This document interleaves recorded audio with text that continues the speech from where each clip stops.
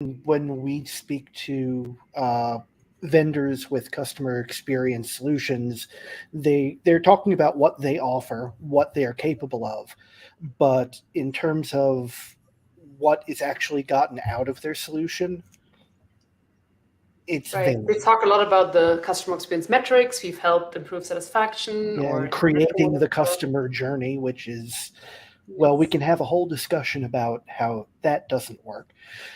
But so, I mean, at Forrester, for the past, let me say, maybe 7 years, I've been banging my head against the wall on this.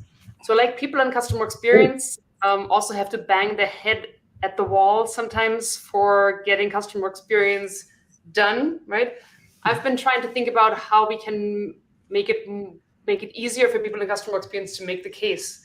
And I realized that there's just a lot of angles that are problematic, right? The first angle is, does a customer experience person know how the company makes money, right? What's the business acumen of the customer experience person? And that's one thing that you can tackle. The second thing is, does the customer experience person know how to get the data?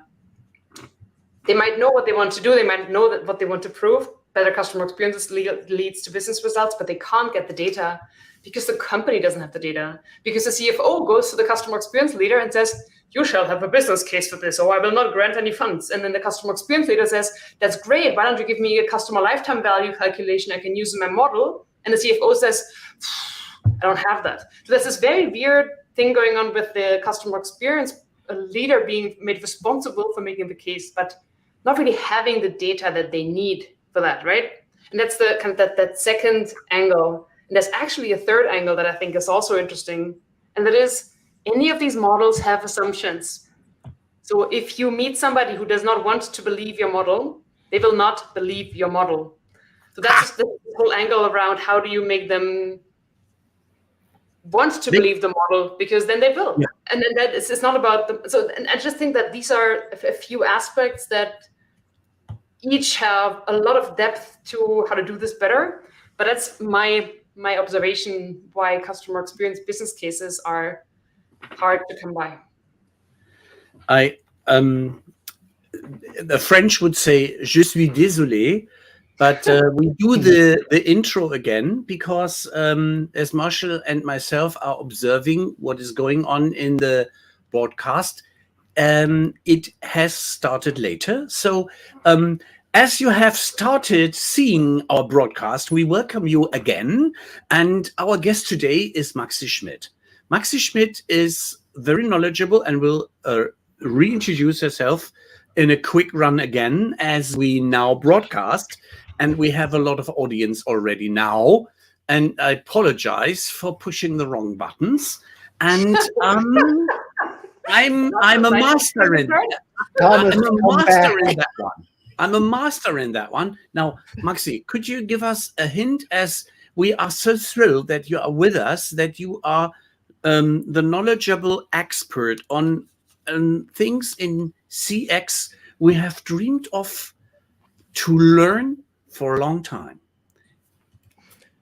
Don't pinch yourself. You might wake up.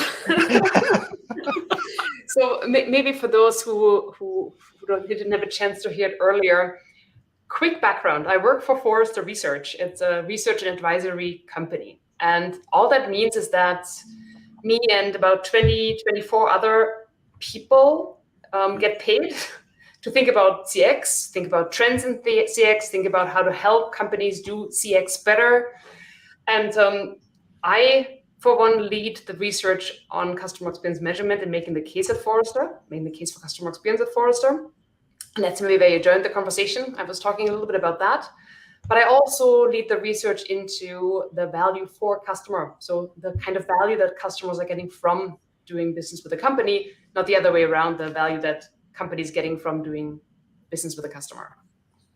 It's important information to have. I mean, the more a customer is getting from the company they work with, the more they're going to want to remain a customer. I mean, it seems obvious, but that there still needs to be research on it. Someone always needs a number. But I think it's interesting that you say this, because I don't think we think about this value exchange broadly enough. When people think about value, they think maybe about value for money. So you charge me $10 or €10, whatever. So I need to get back X, right? So the companies often think about, I have a service, a product, and there's a price the customers pay. But customers give up other things when they do business with you. Yeah. They give up their time, they give up their low stress levels. They might even give up feeling good about themselves because they do business with a company that just doesn't quite align with their values, right? It feels a bit dirty to do business with them. And if we think more broadly about this idea of value, if we think about that value exchange more broadly, it's more dimensional, right? Then we can suddenly get to really interesting conversations about what it means. So that's why, for example, when you think about value, there's an economic value that a customer gets. It's cheap, right? Low price. There's a functional value. I can do the things I want to do. There's experiential value, interactions, sensations, and there's symbolic value about meaning. I feel more competent because I do business with you. I feel really connected to you because you also donate to the environment. Like, I feel a status because I can afford to be your customer. Like, so it's these 4 dimensions that we need to think about when we think about the value that customers might be getting, but also the things that they might be giving up to do business with us. Anyway, so I went a bit long into that, but I think that's a really important way to think about the relationship between a company and its customers. Oh, important. But I wonder, it's got to be difficult to assign values to that, especially when we're dealing with executives who are saying, show me the numbers or it doesn't mean anything. Or for that matter, analysts who say, show me the numbers or it doesn't mean anything. I don't know if Esteban is listening, but our dear friend Esteban Kolsky, who has his own opinions about customer experience and whether it has value and how to determine that value. How do you determine that value? What is it like? I can't imagine how complex the models are that you're trying to create. Teach me. Yes, what I do is actually I try to get people in practitioner positions to create these models. Even we create some models ourselves, right, to do this. But I mean, of course, you could go to Forrester and say, hey, the ROI of CX is X per Forrester, but what does that help you in your company? You do need to do this for your own company to convince people, right? The other thing will last you exactly for 5 minutes. These kind of statistics, what is a point of X, point of NPS, point of satisfaction worth in dollars or euros?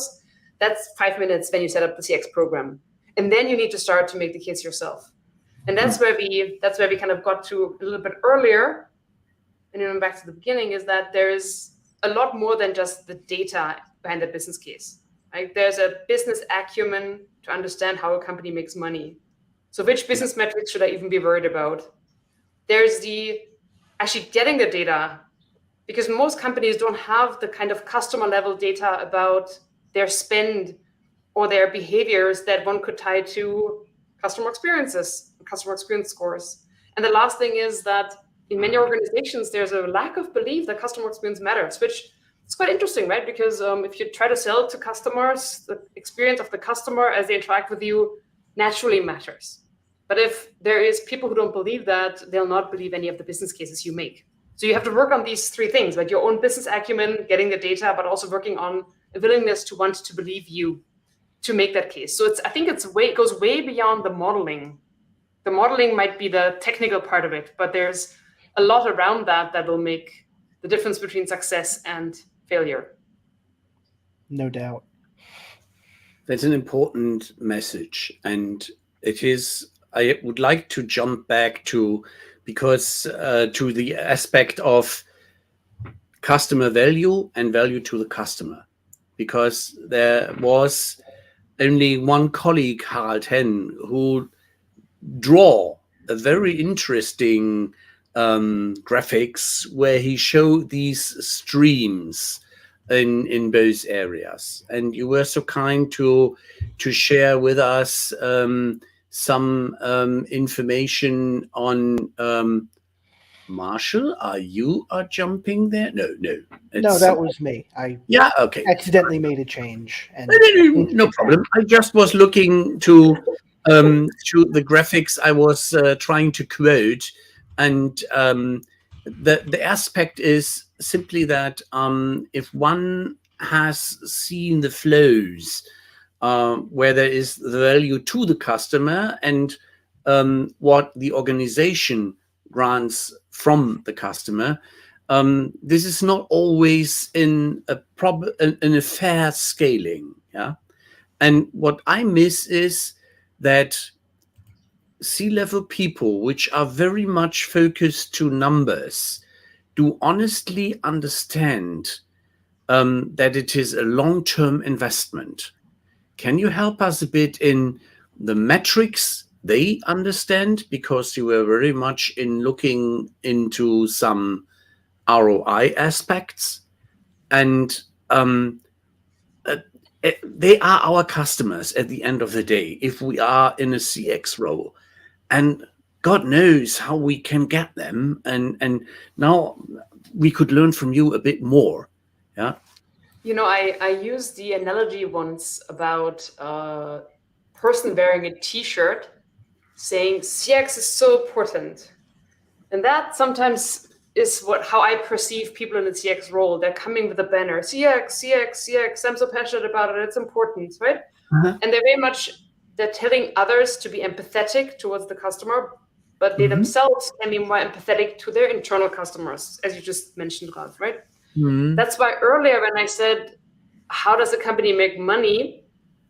Like understanding your P&L, understanding your balance sheet, like that's the first way to think about what are the kinds of metrics that our executives care about. Yeah. And there's lots of ways of getting at that. Like, do you have a business model that's subscription? Then of course net revenue retention is important. And if you're in insurance, then premiums are important, and so on and so on and so on, right? But what I think is really interesting is that even if you understand that, you still need to figure out if customer experience actually influences that. And then we cannot think about things like, does, for example, NPS drive net revenue retention? We have examples that go much more granular. Does the share of detractors that you have in a company, in a client company, what does it drive, right? Or satisfaction. It's not like just the average satisfaction drives something, but the number of people who give you the highest scores, right? Yeah. That drives something. So we need to be much more granular in how we try to tie customer experience to business metrics. And when I mean granular, I mean not just trying to correlate them, but think about, okay, this customer experience metric, like for example, there's an actual example, right? Satisfaction with the product will drive recommendations. Satisfaction with the service will drive repurchases. It's that level of granularity that we need to get to show the links. And then you made a very important mention. You focused on that at a sudden, yet you have the C-level, that you have your CEO, you have as the one who is taking care of marketing and a bit of the customer experience, you got him aboard the boat of customer experience and you are rowing in the right direction and you're rowing to CFO and he would like to donate, but he doesn't have the figures. Right. Now, the challenge seems to be that they are willing to break up some silos and get the data out of them. How do I manage to get the people? I trust I could convince some people in sales because they see the benefit, but how do I get my CFO aboard the ship customer experience? So maybe two thoughts on that, right? The first is your company's reality is your reality, right? Theoretically, a CFO is meant to be a steward of the future, is meant to make sure that investments go to places where they are having a long-term impact. That's a good CFO. Yeah. A CFO that doesn't do that is harder to work with because they are very focused on cost and controlling, right? I mean, I'm simplifying, I'm grossly simplifying, right? But understandable. Yeah. Right? What CFO do you have? But then the other thing is that in many cases, even the CFOs don't have the data. They don't have a customer level accounting to understand what people are doing and what they're spending, but neither do we. I mean, tell me the person who can, CX person who for every customer in the company can say how happy they are with the experiences. Tell me one person who can do that. So we can say that the CFO doesn't have customer level spend or profitability data, but we also don't have customer level customer experience data. So that's actually a problem because those are the two things that you have to connect to make a business case. That's really cool. And another learning, such as if we sit at a table and discuss what data we would like to learn of and we would like to collect and gain, then we have the first understanding and going, where do we take our ship customer experience to? And the next thing is, and George Bloom will love me for that, I think about the relationship, that we build the relationship inside the company that ties us together. Now, we have reached that point of understanding, which is fantastic. Now, you mentioned in your blog that there are some challenges about what we think about ourselves.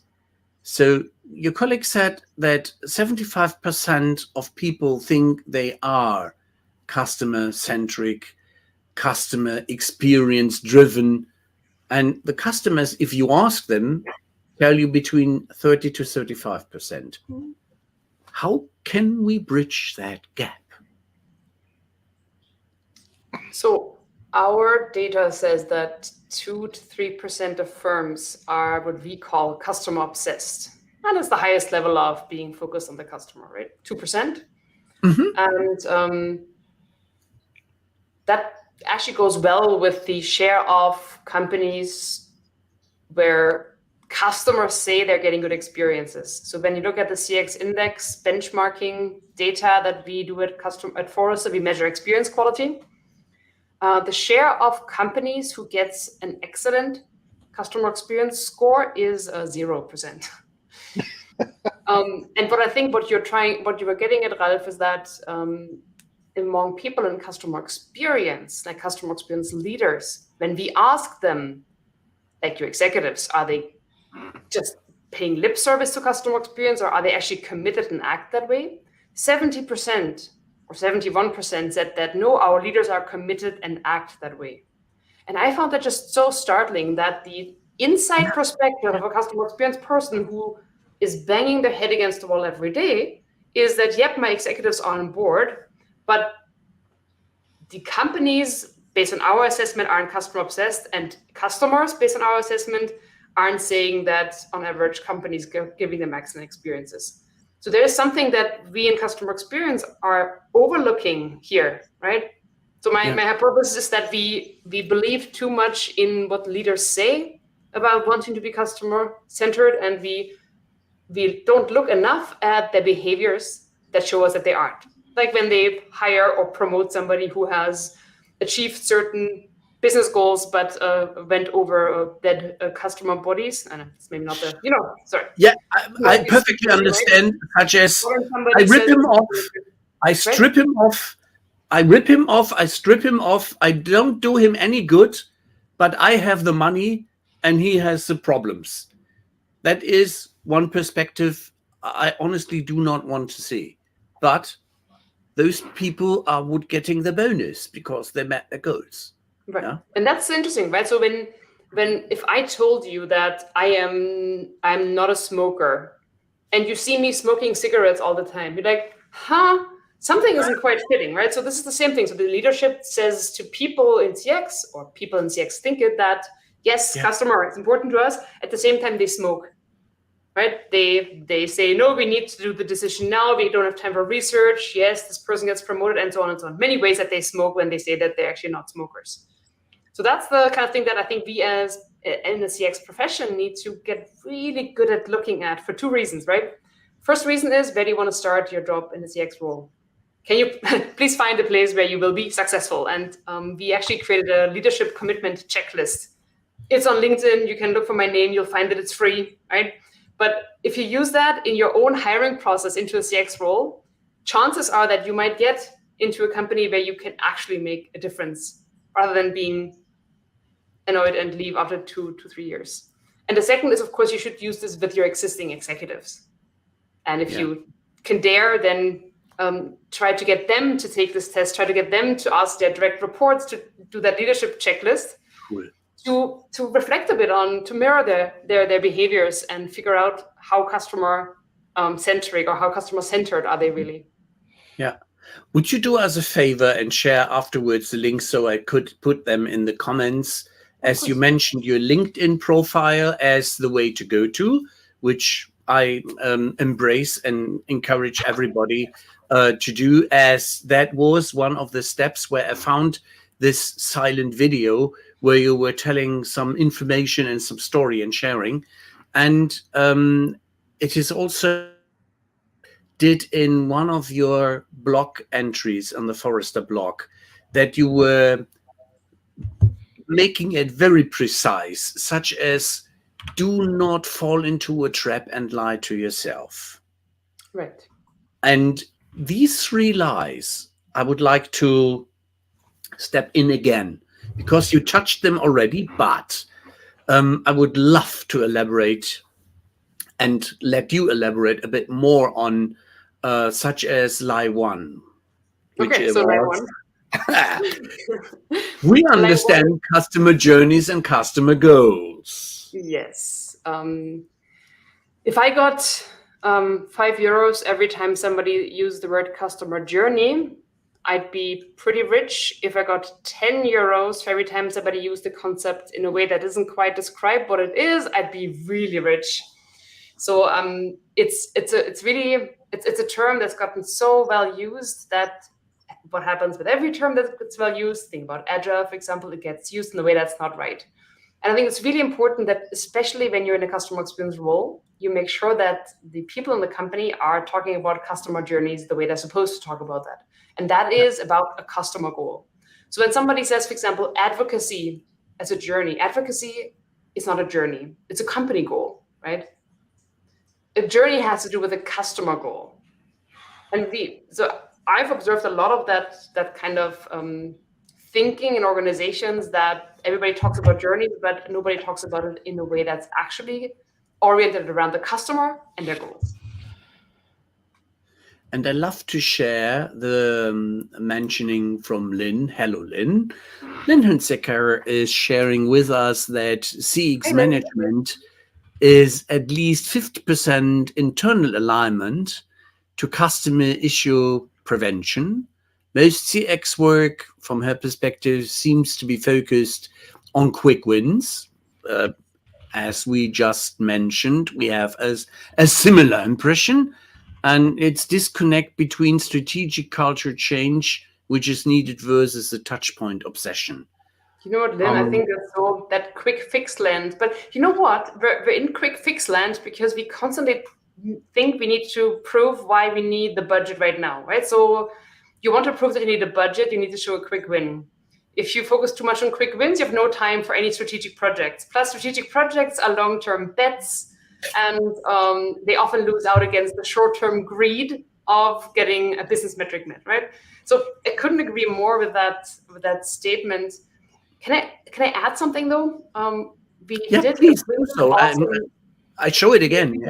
Yeah, we did a really awesome webinar, also free webinar that you can find online that Forrester did with Emirates NDB Bank and Maïf, the people who own, for example, Carrefour. And Grégoire from Maïf, he said that it is the role of a customer experience person to show the connection between customer experience and the business. But it's also the role of that person to say stop to the company when they're doing things that are not aligned with what a customer might want in the long term. So speaking truth to power. And I think that's really interesting because there's this tension between the customer experience function trying to grow up to be so business minded and such a business function with the metrics, but at the same time, we're meant to be disruptors. And my colleague Richard Sheehan and I, we talk about that a lot, that customer experience is becoming this kind of like, really measurement people versus the people who have the human at the center of their thinking, that is the customer. And so I think there's a bit of they're oscillating as CX teams, becoming very numbers driven and serious versus being the ones that disrupt a little bit and bring the human-led innovation into our companies.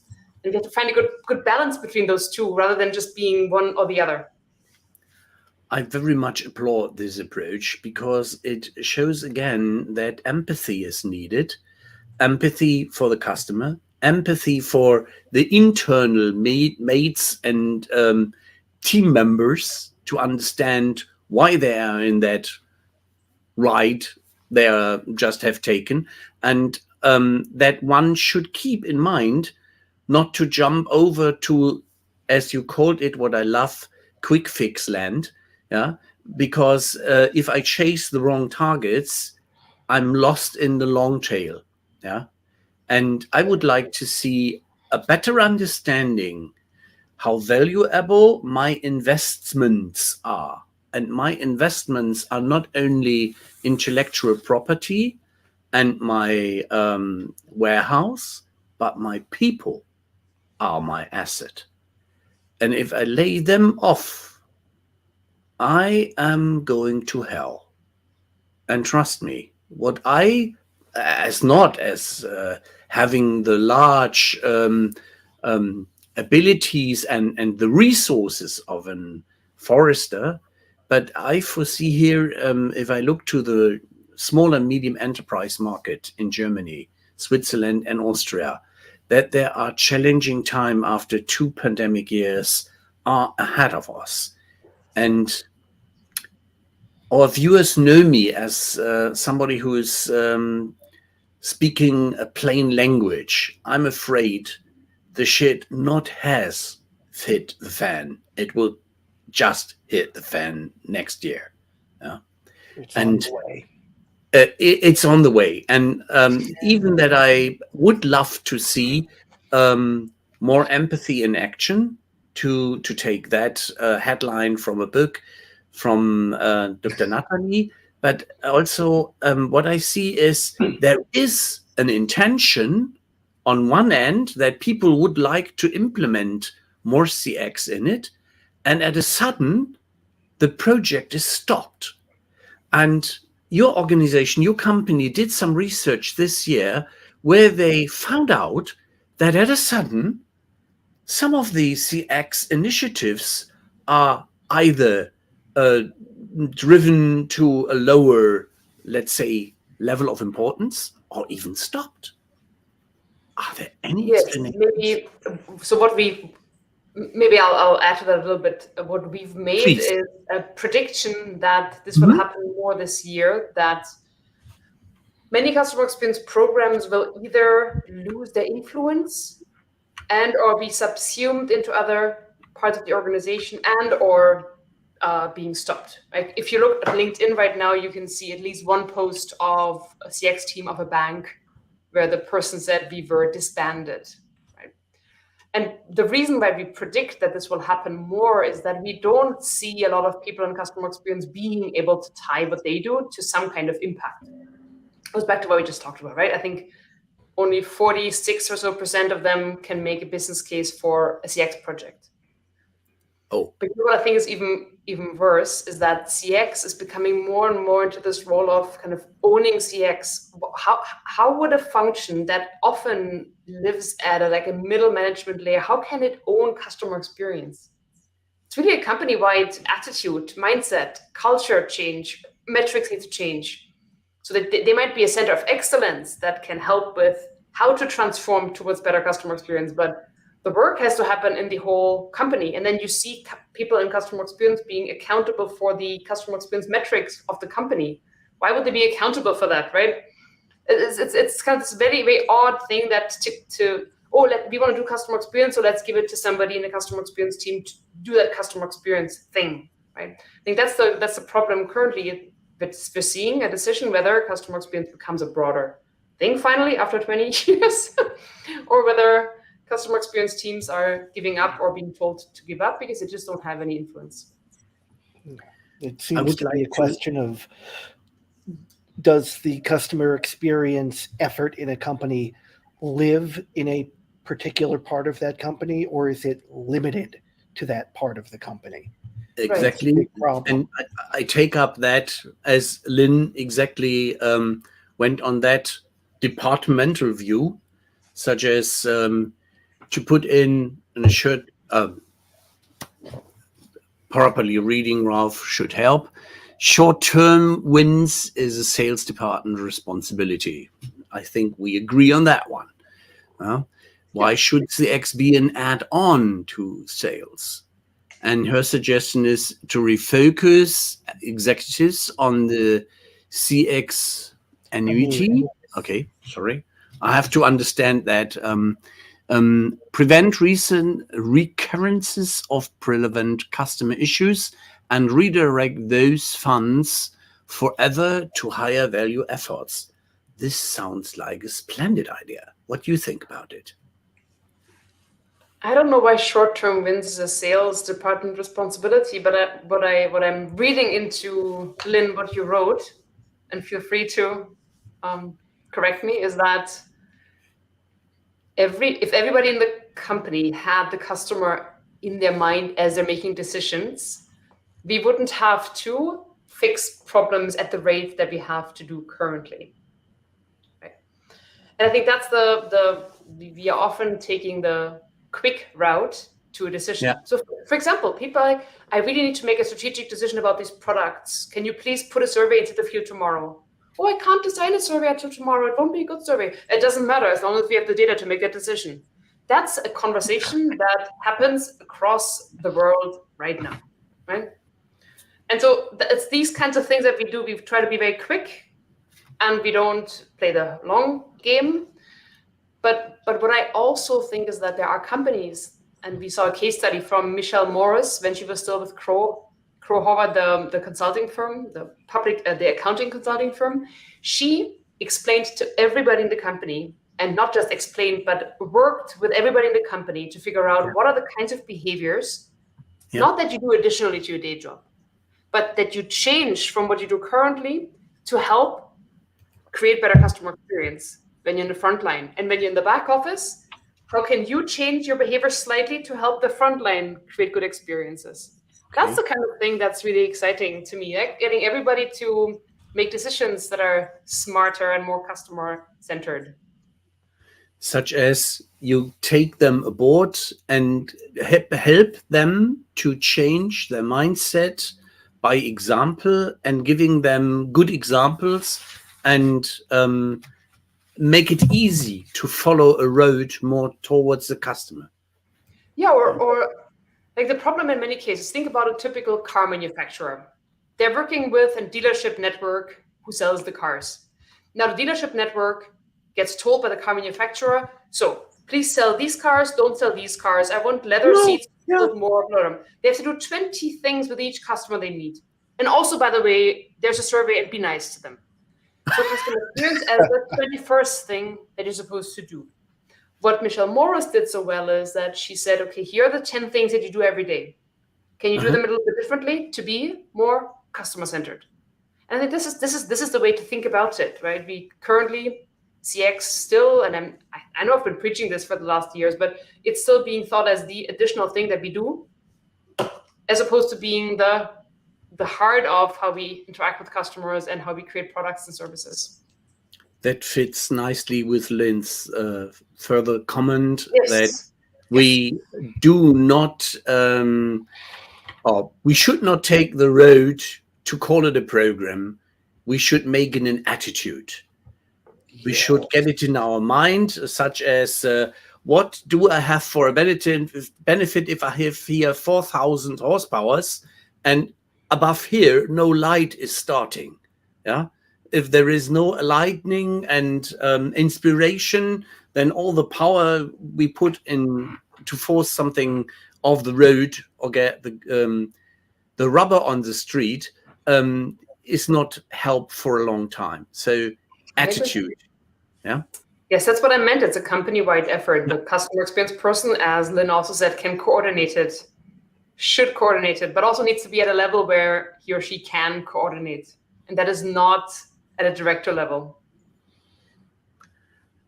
I very much like the way, as I followed the discussions recently in the last 4 weeks on the topic that there must be a position for CX, but I honestly see not in smaller companies the ability, if they have to save money and they do not have the right attitude, the owner, the founder, or the person in charge of smaller companies has to take the attitude towards the customer.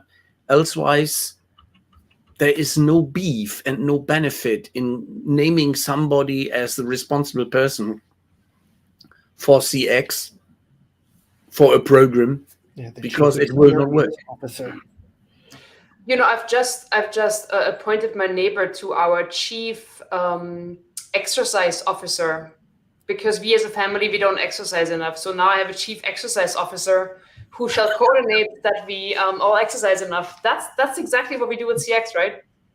Yeah, Wow. pretty much. That is such as I don't do sports. I need a coach, and now I can blame it on him if we're not doing enough sports. If I understood you right. Yeah. Right, and that person is accountable for my weight or my muscles. But I have it here. And that's in the Christmas preparation season time, where there are a lot of nougat, marzipan, domino steine, and all that. That is an honest challenge. I would like to step back to lie number 2. Okay, so we're getting back to the lies that we tell ourselves, right? Yeah. Lie number 2, which one was it? Remind me, please. That is, we can deliver value to customers. Ooh, that's the topic that I like a lot. I've just, I think we really finished the report on that. It's really interesting to me that there's companies who think about the value they get from the customer. Yeah. Okay, that's not great. Now there are companies that think about, which value is the customer getting from us? But the way they talk about it is, we shall deliver value to the customer. Here's your value package. Yes, exactly. Yeah. Here you go. This is value. Here's a medication and a diagnosis. Ta-da, value, right? But value is a perception by a customer as they use products or services or interact with processes, right? So it's not something that you can just deliver like a cereal box. And I find that a really interesting way to also hold yourself accountable. Are you the hero of the story, or is the customer the hero of the story? And there's more to that, but maybe I'll get to that. That is very, very good. Such as we often seem to forget to tell our customer's story, how he is experiencing it.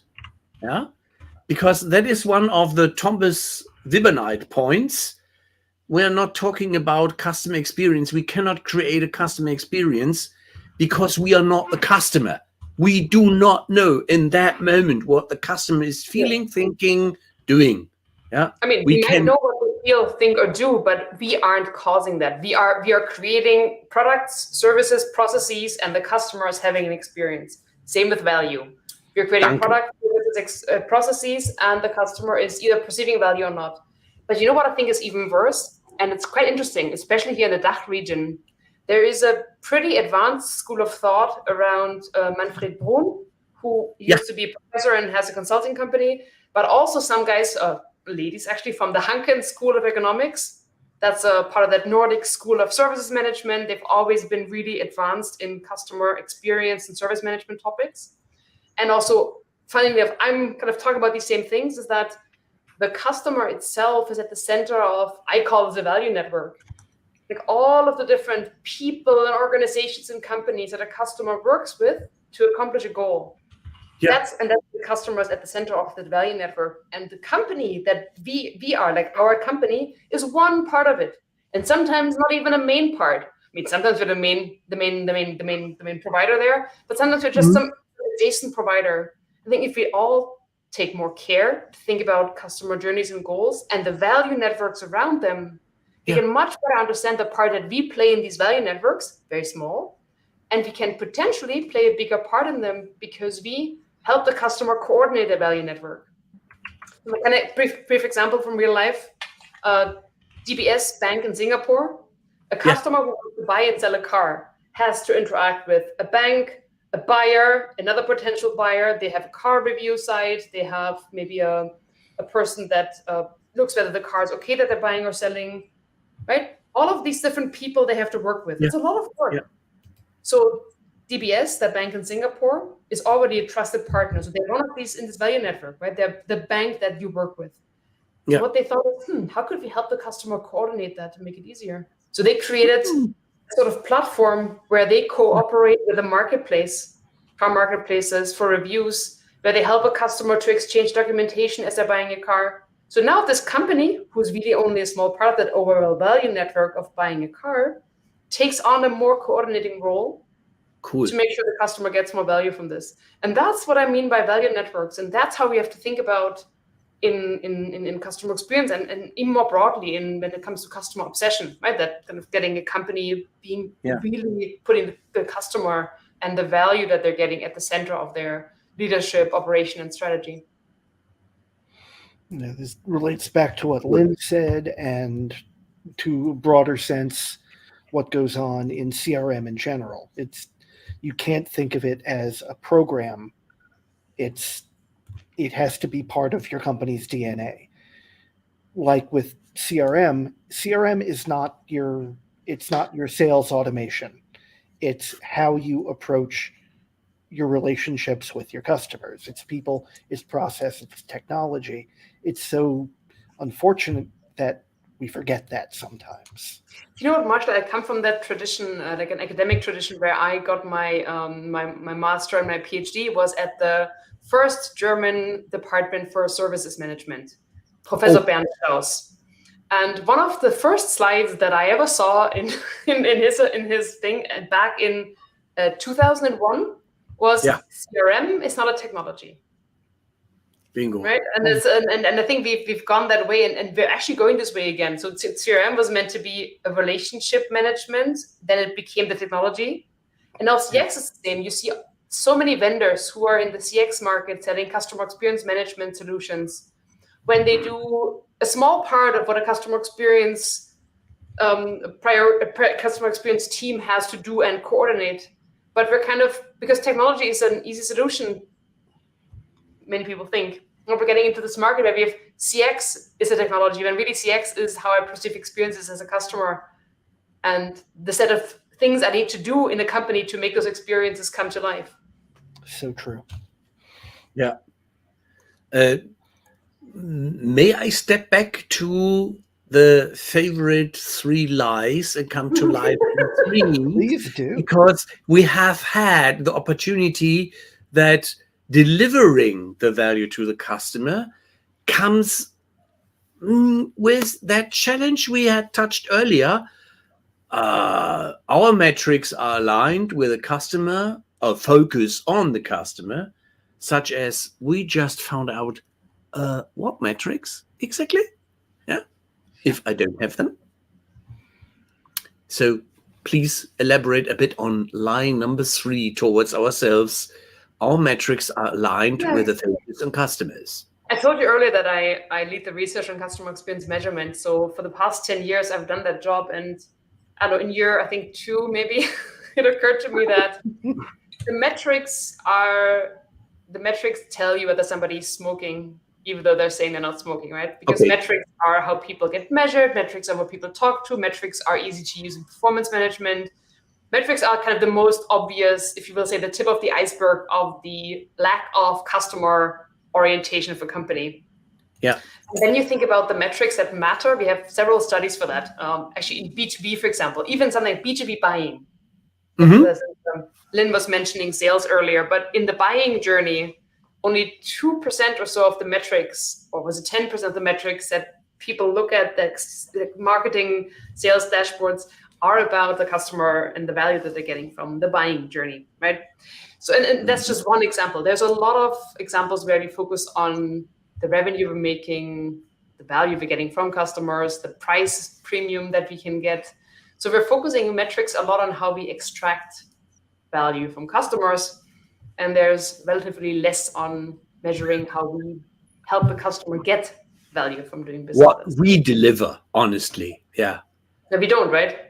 Yeah, and we don't I just wanted to jump into what the heck would bring us forward and what measures could we use to measure not only the return on investment, what we did on CX, which is one side we can probably manage easy, but how do we measure what we honestly deliver towards the customer? Right. So we don't deliver, remember, but what the customers think they got from us.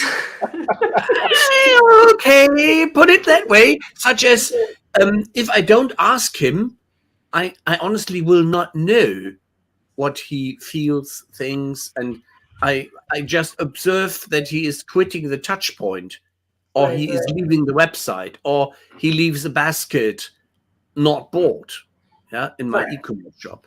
Okay. My recommendation is to think about this in the context of customer journeys. And I know please don't play bullshit bingo with me now, because I use the term myself, but like defining specific journeys and then measuring whether these journeys are successful for the company and the customer, right? Mm-hmm. Is a customer getting value from a journey? Is a company getting value from a journey? That's something that my colleague Joanna de Quintanilla and I have been spending a lot of time on researching and creating frameworks around journey measurement. But that unit of a journey is a really good way to start trying to measure that balance of value to and value from customer. Because a journey, for example, like think about conversion, like a shopping journey, right? So conversion is one of the success factors for, let's say, opening a new bank account, like something very, very specific. For the company, success is if I actually open the account. Ideally, I make the bank my primary bank a little bit later, because otherwise I'm just a cost. And also, please don't call me through the process, dear customer, just do this self-service, right? To make it cheap to sell you, to get you into my bank and then be profitable. That's success. And you can measure that. For a customer, success is that, I have a bank account to do something with. For example, transfer money to my relatives in the US, or get a mobile phone account, because I can only get a mobile phone if I have a bank account, right? So there's some kind of success for customer and you. And when you take a journey, it's much easier to define that success specifically, right? If you talk generally about customer experience in the business, it's very hard. Journey, that's easy. And now when you have these success metrics, you can start to think about what are signals in the journey that would tell me that I'm likely to achieve success. So for example, for the bank account opening journey, if they stop using the online form and they call you instead, chances are that this is not going to be your cheapest sell, right? Right. Or if they call you and say, I don't understand the options that I have, it's this account or that account, it's very likely that the customer will not feel confident in the end about their experience. And that's what we're really trying people in CX to do more, is that journey measurement framework, because that level of analysis lets you define really good metrics and also lets you link these metrics in a way that is much more immediate. There's much less assumptions there. You can measure these things more quickly, right? As opposed to saying like, if you're happy now, you'll buy in 10 years. That's not interesting. But if you go through these steps in the onboarding journey, then you don't call us, then you are happy with how we showed you the options, then you are likely to then you're becoming a good customer. That's measurable much more quickly. And then now we're back to where we started. Now we can start to do something about that short-term greed. Remember earlier I talked about that short-term greed and that long-term investment of customer experience. The journey helps us get, or journey focus helps us get success metrics more quickly. Because we're not saying, hey, if you provide a great onboarding experience, that customer will also have a mortgage with us in 5 years. No, we say if you provide a great opening of the bank account experience, that customer makes us the primary bank after 3 months. And that's an immediate benefit that we can show. So I think that's how it hangs together. That's fantastic. And this is playing in the direction such as you mentioned your work with Joao, Brazilian name, if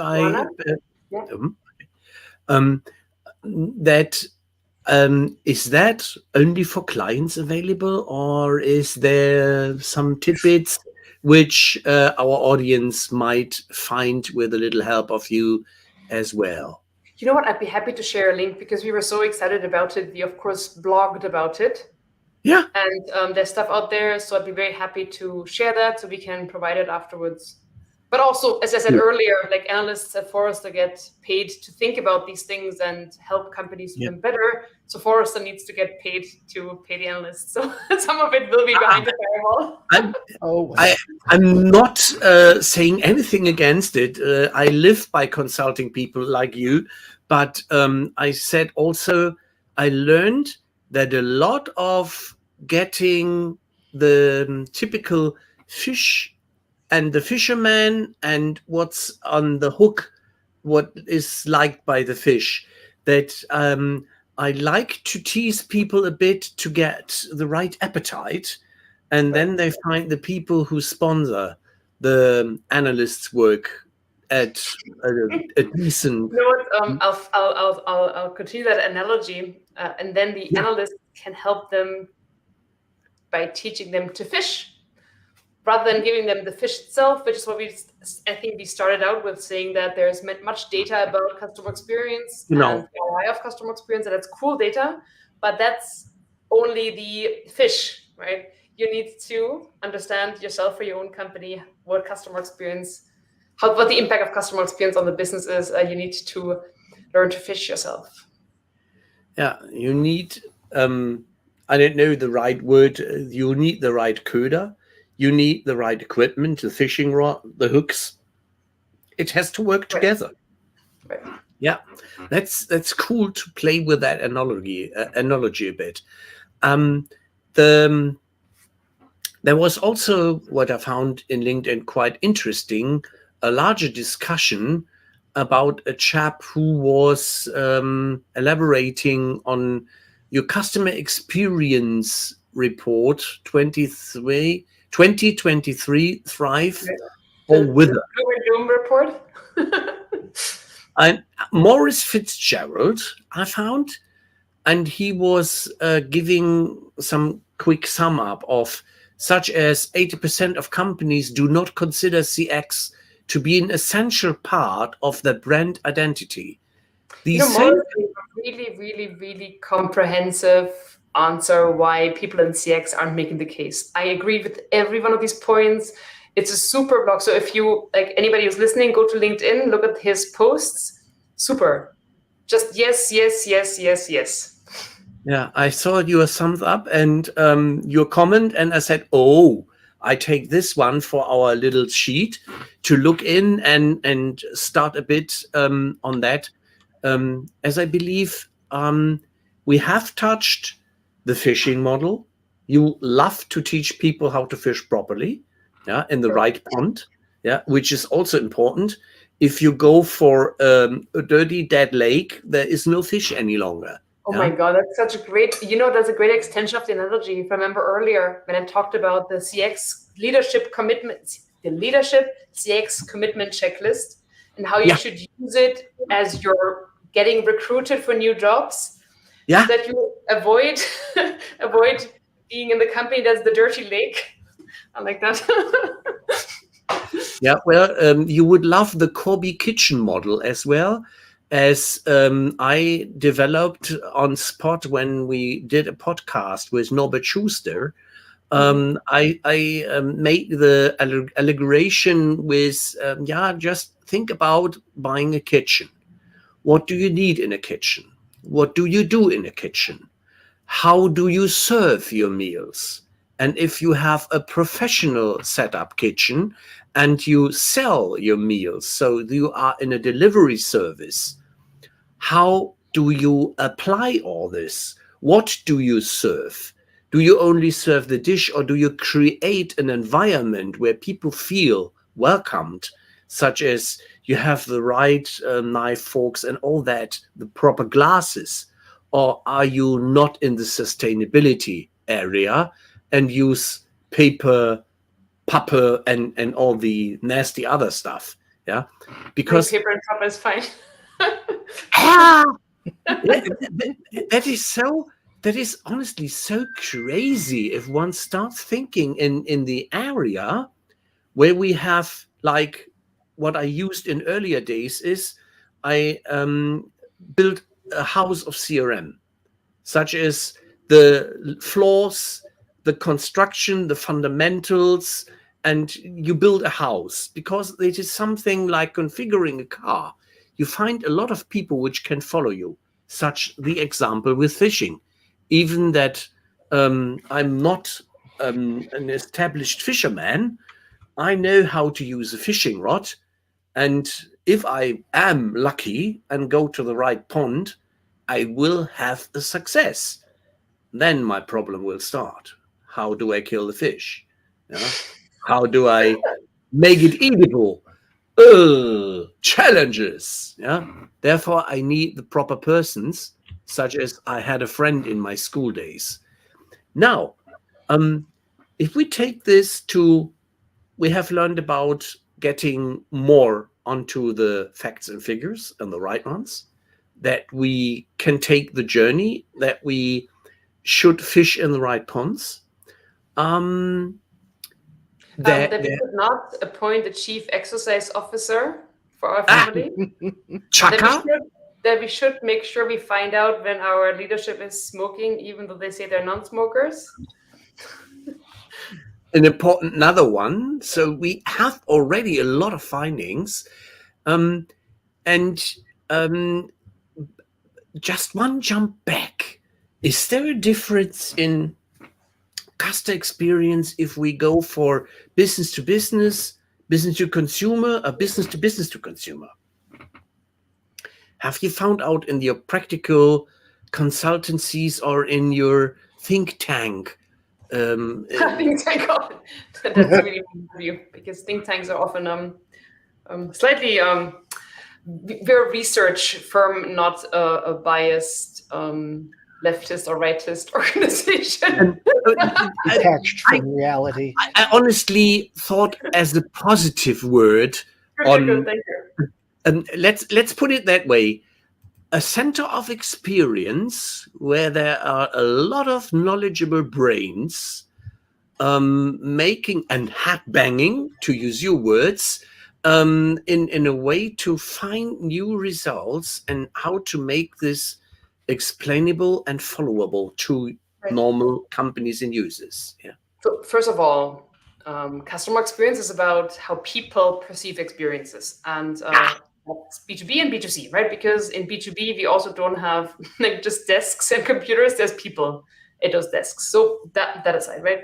The way that we think about experiences across industries for consumers is that they should be effective, easy, and make them feel good, right?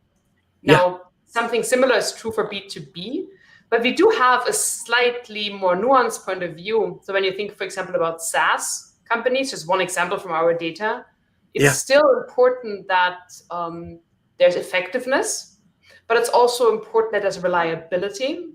It's important also that there's emotional feeling. So effectiveness and emotions, good emotions, is the same, but then reliability is a point, and that whole notion of value for money is more of a point in B2B, right? Because there are not just human goals that you have, there are also the goals as a participant of an organization that are often to do with the effectiveness and reliability of the services you buy, or the money that you can save or make by buying as a company, right?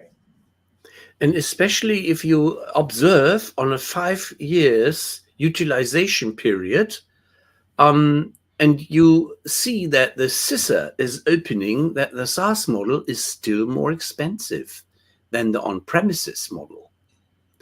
And believe it or not, there are a lot of small and medium driven companies which are having a still knowledgeable number cruncher in their teams who can operate a calculator and says, just a minute, Mr. Salesforce, just to name these friendly people with the blue sky and blue cloud, as we had a briefing today, and they were very convincing. And they did honest talk on their data privacy rules and how they are guarding and doing their compliance job now after 14 years, at least. Now they do it in a proper manner. I'm happy with that. They provided value to us, which was nice. Yeah, that was a real cool briefing. So coming back to emotion, efficiency, effectiveness, emotion, reliability, and value for money. And I miss the sustainability. You know, I think it's something that people talk about. Greenwashing is rampant. So currently, that, you know what, right now this is probably subsumed under the emotions.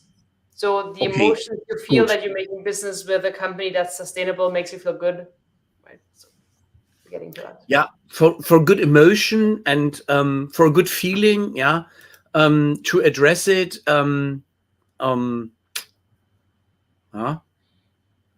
enough.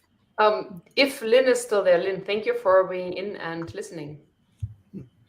Now, I'm wondering, before we end, where can someone find a copy of the CX commitment checklist? Because I think that is something that more business people should have tattooed to the insides of their eyelids. I wonder if that's a good tattoo to have, rather than I love my mom. But it's on LinkedIn, on my profile. I posted it there. So it should be among the last. Maxie Schmidt on LinkedIn should be super easy to find. I'd be happy to send the link afterwards. I don't want to do the multitasking now and Right. because I feel a little impolite. All right. Well, hopefully we've now driven a few 100 million people to your LinkedIn account. No pressure. That'd be so And what I would like to encourage you for the famous wrap up is what do you suggest our audience if they have the wish to start a CX initiative and not drive it as a program, but as you value delivery, exercise, and mindset move? Where could they start and begin? So of course at Forrester.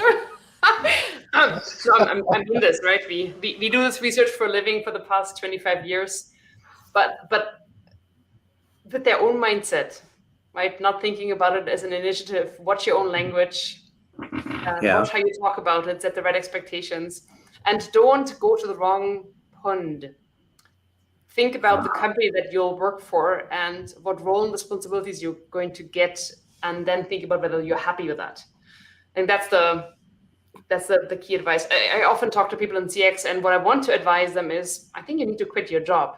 And I hope it's not coming to that for many of them, because I really think CX is an awesome profession, but sometimes the company you do it for just wears you down. And so I wish, what I wish everybody who is listening to this is good luck in picking the right company to work for, and then being successful in convincing people in the company to follow your lead and get more customer-centered, customer-obsessed in how they make decisions about products and services and processes on a daily basis. So Excellent. Fantastic ending words, and I love as I committed that I goof the intro. I will use the intro as an outro now, and then we go backstage. Just give me an opportunity to push the right screen button, and then to share that.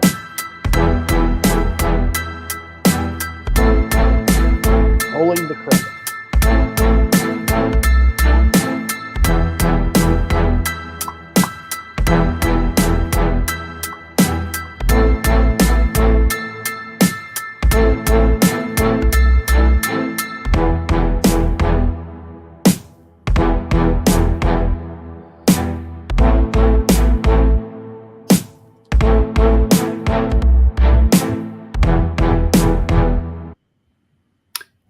Thank you, folks, for having us, joining us, and please stay safe.